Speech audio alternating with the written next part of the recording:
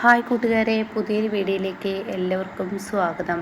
അങ്ങനെ വിനയൻ നേരെ ദാസിൻ്റെ അരികിലോട്ടാണ് ചെല്ലുന്നത്. ദാസാറെ, എൻ്റെ മാനസികാവസ്ഥ ദാസാർ മനസ്സിലാക്കണം. മതി വിനയ, നിൻ്റെ അഭിനയം അങ്ങ് നിർത്തിയേക്ക് എന്ന് പറഞ്ഞുകൊണ്ട് തന്നെ നീ ചീരുവിനോട് ചെയ്ത പ്രവൃത്തി എന്താ?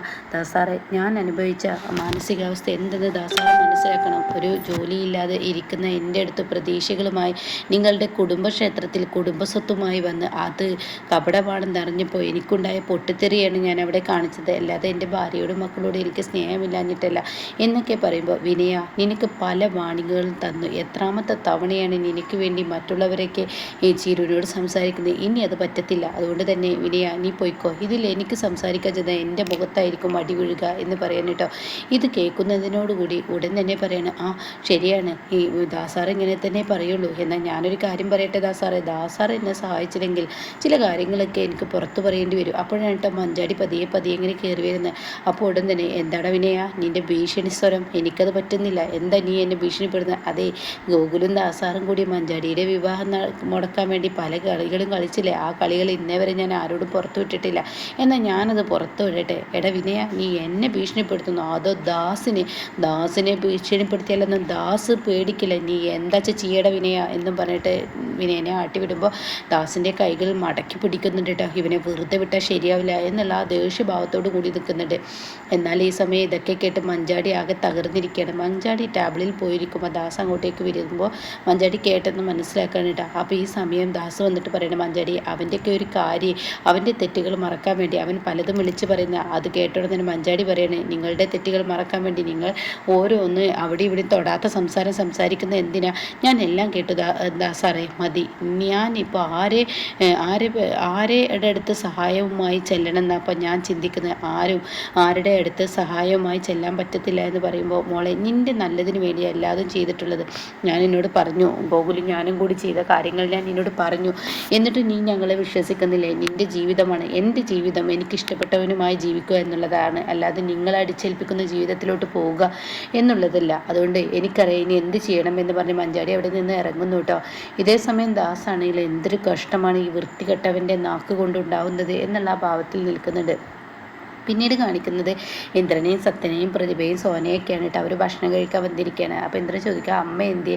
അമ്മ നിരാഹാര സമയത്തിലാണ്. അമ്മ മാത്രമല്ല പ്രതിഭയത് എന്ന് പറയട്ടോ. അത് കേൾക്കുന്ന സത്യം, എന്താടോ നീ പറയുന്നത്? നീ ഈ ഭക്ഷണം കഴിക്കുന്നില്ലെന്നോ? അതെ, എനിക്ക് വേണ്ട, ഞാൻ കാരണമാണല്ലോ ഇങ്ങനെയുള്ള ഒരു പ്രശ്നം ഉണ്ടാക്കിയത്. അത് കേൾക്കുന്ന സത്യം, നിൻ്റെ വയറ്റിലൊരു കുഞ്ഞുള്ളതല്ല, നീ ചിന്തിക്കണ്ട. അപ്പോഴേക്കും ഇന്ദ്രൻ പറയണേ, എന്തായാലും അമ്മയെ വിളിച്ചു കൊണ്ടുപോവാ സത്യ. അത് കേട്ടോടെ തന്നെ പ്രതിഭ പറയണേ, ഞാൻ കാരണമാണല്ലോ. അപ്പോൾ സത്യം പറയണേ, നിൻ്റെ അച്ഛനോട് നീ സത്യങ്ങൾ അങ്ങ് തെളിവ് സഹിതം അങ്ങ് കാണിച്ചു കൊടുത്തൂടെ? ഞാൻ എൻ്റെ അച്ഛൻ പറഞ്ഞതിനനുസരിച്ചിട്ടാണ് നേരത്തെ പറഞ്ഞത്. എൻ്റെ വയറ്റിൽ കിടക്കുന്ന ഈ ഒരു ജന്മത്തിനെ കുറിച്ച് അത് പറഞ്ഞപ്പോഴേ എനിക്ക് സഹിക്കാൻ കഴിഞ്ഞില്ല. എന്നെന്തോ പറഞ്ഞോട്ടെ, ഞാനെല്ലാം സഹിക്കും, പക്ഷേ എൻ്റെ കുഞ്ഞിനെ കുറിച്ച് പറയുമ്പോൾ എനിക്ക് വേദന വരും. അതുകൊണ്ടാണ് ഞാൻ ഇങ്ങനെ എടുത്ത് ചാടി പറഞ്ഞത്. എന്തായാലും അമ്മയെ ഭക്ഷണം കഴിക്കാൻ ഞാൻ വിളിച്ചു കൊണ്ടുവരാമെന്ന് പറഞ്ഞിട്ട് അവിടെ നിന്ന് അങ്ങ് പോവുകയാണ് കേട്ടോ. പിന്നീട് അമ്മയുടെ അടുത്തോട്ട് ചെല്ലണം. അപ്പോൾ അമ്മ അങ്ങനെ ചുരുണ്ട് കൂട്ട് കിടക്കുന്നുണ്ട് സുശീല. അപ്പം അമ്മേ, എന്താ എനിക്ക് വേണ്ടത്? അമ്മ ഭക്ഷണം കഴിക്കാൻ വരുന്നുണ്ടോ? ഇല്ല, എൻ്റെ നിരപരാധിത്വം തെളിയിച്ചതിന് ശേഷം മാത്രമാണ് ഞാൻ ഭക്ഷണം കഴിക്കുള്ളൂ. അത് കേട്ടോണ്ടെന്ന് എന്തിനാ അമ്മ ഇങ്ങനെ വാശി? അതെ, ഞാൻ തെറ്റ് ചെയ്തിട്ടില്ലെന്ന് അവളുടെ അച്ഛൻ പറഞ്ഞു.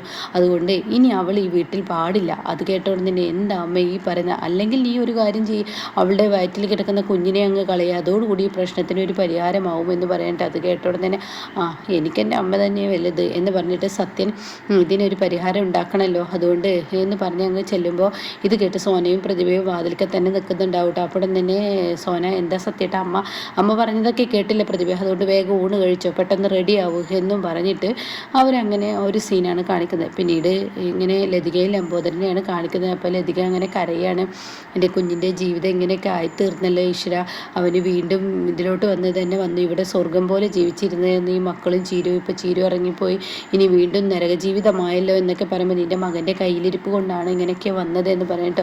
എന്നാലും ഇനി ഇങ്ങനെ ഒരു ജീവിതം ഉണ്ടാവുമെന്ന് തോന്നില്ല, അതൊക്കെ നിൻ്റെ തോന്നലാണ്. ചീരുവിന് സ്നേഹമുണ്ട്, അവളുടെ ഭർത്താവിനെ വേണമെന്നോ അവൾക്കുണ്ട്. അവളുടെ ഭർത്താവ് അവളുടെ കുഞ്ഞുമായ ഒരു ജീവിതം ആഗ്രഹിക്കുന്നു. അവൾ അന്ന് വിനയനെ കുറ്റപ്പെടുത്തി ഞാൻ സംസാരിച്ചപ്പോൾ ചീരു വിനയനൊപ്പം നിന്നത് ഇനി ഓർക്കുന്നില്ലേ? അതുകൊണ്ട് ചീരു സ്നേഹമുള്ളവളാണ്. അപ്പോൾ ഏട്ടാ എനിക്ക് പ്രതീക്ഷകൾ തരികയാണ്, തീർച്ചയായും അവൾ തിരികെ വരുന്നുണ്ടാവും. അപ്പോഴാണ് മുറ്റത്തൊരു കാർ വന്ന് നിൽക്കുന്നത് കേട്ടോ. ആരാണെന്നറിയാം, ഇവർ രണ്ടുപേരും പുറത്തിറങ്ങി നോക്കുമ്പോൾ ചിരുവിനെ കാണുന്നത്. ചിരുവിനെ കണ്ട ഇവർ കുഞ്ഞുങ്ങളെ എടുത്തും കൊണ്ട് ഓടിച്ചെന്ന് മോളെ നീ വന്നല്ലോ. അപ്പോഴേക്കും ചീരു മക്കളെ, ഈ അമ്മ നിങ്ങളെ ഇട്ട് പോയത് വല്ലാത്തൊരു വേദന തന്നെയാണ്. നിങ്ങൾക്ക് കൊണ്ടുപോകാൻ കഴിഞ്ഞെങ്കിൽ ഈ അമ്മ കൊണ്ടുപോയിരുന്നു. നമുക്ക് ചിറകുണ്ടെങ്കിൽ നിങ്ങളെ രണ്ടുപേരെയും എൻ്റെ ഓരോ സൈഡിലും വെച്ച് ഞാൻ പറഞ്ഞിരുന്നു എന്നൊക്കെ ഇങ്ങനെ പറയണ്ട. അപ്പോൾ ഈ സമയം ചിരു നീ എന്നാലും വന്നല്ലോ, സമാധാനമായി എന്ന് പറഞ്ഞ ഉടനെ ചിരു പറയണേ, ഇല്ല അമ്മേ, ഞാൻ വന്നത് എൻ്റെ മക്കളെ കൊണ്ടുപോകാനാണ്. അപ്പോഴേക്കും ഇവിടെ അനുപമയും കൂടെ ഉണ്ട് കേട്ടോ. അപ്പോൾ അനുപമ പറയണേ, നമുക്ക് വേഗം കുഞ്ഞുങ്ങളെ എടുത്ത് വേഗം പോവാമെന്ന് പറയട്ടോ. അത് കേട്ട ഉടനെ തന്നെ ലംബോദരൻ പറയണേ, ശരിയാണ്, നിങ്ങൾ പോകുന്നെങ്കിൽ വേഗം പോയിക്കോ. അപ്പോൾ ചിരുമോളെ ഇനി ഇവിടെ നിൽക്കുന്നില്ല. ഇല്ല അമ്മ, അയാളുമായുള്ള ജീവിതം അടുത്തു, അതുകൊണ്ട് ഞാൻ പോവുകയാണെന്ന് പറയട്ടോ. അപ്പോൾ അത് കേട്ട ഉടനെ തന്നെ അനന്തമാഷ് പറയണേ, എങ്ങനെ അങ്ങ് പെട്ടെന്ന് പോകാനൊന്നും പറ്റില്ല, വിനയനെ കണ്ടിട്ട് തന്നെ പോകുള്ളൂ. നീ ഡ്രസ്സ് എടുക്കാനുണ്ടെങ്കിൽ എടുത്തോ, കുറച്ച് നേരം അവന് വേണ്ടി വെയിറ്റ് ചെയ്യാമെന്ന് പറഞ്ഞിട്ട് വിനയനെ കാണാൻ വേണ്ടിയിട്ട് അകത്തോട്ട് കയറി പോകുന്നുണ്ട്. അപ്പോൾ ലതിക പറയുന്നുണ്ട്, എൻ്റെ മകനക്ക് തെറ്റ് പറ്റി മാഷേ, ഇനി ചിരുമോളെ എങ്ങനെ കൊണ്ടുകൊണ്ട് അവൻ്റെ തെറ്റ് തിരുത്തിക്കൂടെ എന്നൊക്കെ ചോദിക്കുമ്പോൾ, ഞാൻ ആർക്കും തല്ലാനും കൊല്ലാനും മക്കളെ വളർത്തിയിട്ടില്ല. എൻ്റെ മക്കളെ എനിക്ക് നിധിയാണ്, അവരെ ആർക്കും തല്ലാനും കൊല്ലാനും ഇട്ട് കൊടുക്കില്ല. ഒരുപാട് തെറ്റുകൾ ലതിക നിൻ്റെ മകൻ ചെയ്തു, അതുകൊണ്ട് ഇനി ഈ വീട്ടിലോട്ട് എൻ്റെ മകളെ ഞാൻ വിട്ടു തരില്ല എന്ന് പറയട്ടോ.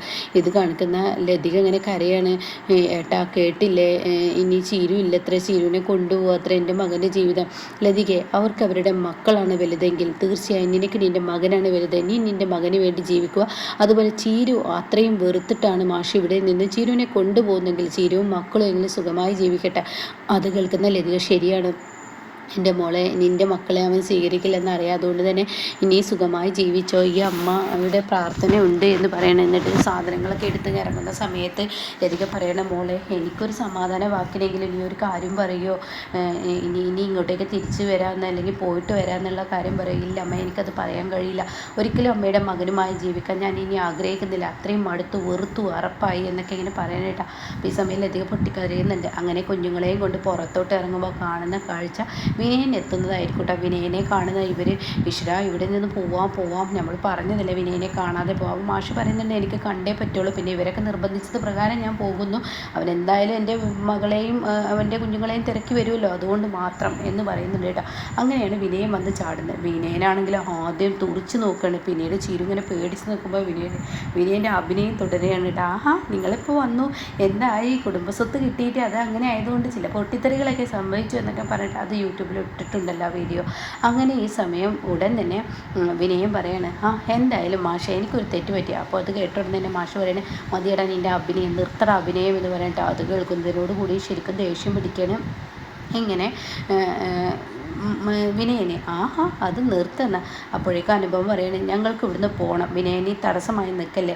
അപ്പോൾ തന്നെ ആനന്ദമാഷ് പറയുന്നുണ്ട്, എൻ്റെ മകളാണ് എനിക്ക് വലുത് വിനയ, നിൻ്റെ ഓരോ സ്വഭാവത്തിനനുസരിച്ച് എൻ്റെ മകളെ ഇനി വിട്ടുതരാൻ പറ്റില്ല, അതുകൊണ്ട് എൻ്റെ മകളെ ഞാൻ കൊണ്ടുപോകണം. അത് കേട്ട ഉടനെ വിനയം പറയുന്നത്, എൻ്റെ മക്കളാണ് ഇത്, അതുകൊണ്ട് എൻ്റെ മക്കളെ കൊണ്ടുപോകാൻ ഞാൻ അങ്ങനെ അനുവദിക്കില്ല. നിങ്ങൾക്ക് മക്കളോ, നിങ്ങളെന്നോട് പറഞ്ഞിട്ടില്ലേ ഈ വയറ്റിൽ കിടക്കുന്ന മൂന്നാമതൊരു കുഞ്ഞാണെങ്കിൽ ഈ രണ്ട് പെൺമക്കളെയും നിങ്ങൾ ഒരിക്കലും സ്വീകരിക്കില്ല എന്ന്, പിന്നെ എങ്ങനെ നിങ്ങളുടെ മക്കളാവും എന്നൊക്കെ എനിക്ക് ചോദിക്കാൻ കേട്ടാ. അത് കേൾക്കുന്ന, നീ അത്രക്കായോ, എന്നാ പോകുന്നതെന്ന് കാണട്ടെ എന്ന് പറയണേ. അങ്ങനെ വിനയൻ്റെ മക്കളെ പിടിച്ചു വലിക്കാൻ ശ്രമിക്കുമ്പോൾ ഉടൻ തന്നെ അവിടെ അനന്തമാഷി വിനയനെ അങ്ങ് തൂക്കി പിടിച്ചിട്ട് ഒരൊറ്റ എന്നാണ്ട് കരണക്കുറ്റി നോക്കി കൊടുത്ത് താഴത്തോട്ട് ഇടേണ്ട. ഇതേ സമയം വിനയം പോലും ഞെട്ടിപ്പോണേ. എന്നിട്ട് മാഷ് പറയുന്നുണ്ട്, പെട്ടെന്ന് കയറും മക്കളെ വണ്ടിയിലോട്ട്, ഇവൻ തടയുന്നത് ഞാനൊന്ന് നോക്കട്ടെ, ഇവനക്ക് എങ്ങനെ തടയാൻ കഴിയുന്നത് ഞാനൊന്ന് നോക്കട്ടെ എന്ന് പറഞ്ഞാണ്. പക്ഷെ കണക്കിന് കൊടുക്കുന്നുണ്ട് കേട്ടോ. അതിനിടയ്ക്ക് ലംബോദരൻ ലതിക പറയുന്നുണ്ട്, പോകുന്നവർ പോട്ടെ വിനയ, നീ വെറുതെ ഇതിൽ തടയിടാൻ നിൽക്കണ്ട എന്നൊക്കെ പറയുന്നുണ്ട് കേട്ടോ. അങ്ങനെ ആനന്ദം മാഷിൻ്റെ കൈ കൊണ്ട് ഒരു പട്ടിയെ പോലെ വിനയനെ തല്ലുന്ന ആ കിടുക്കൻ സീനാണ് കേട്ടോ നമുക്ക് മുന്നിൽ വന്നിരിക്കുന്നത്.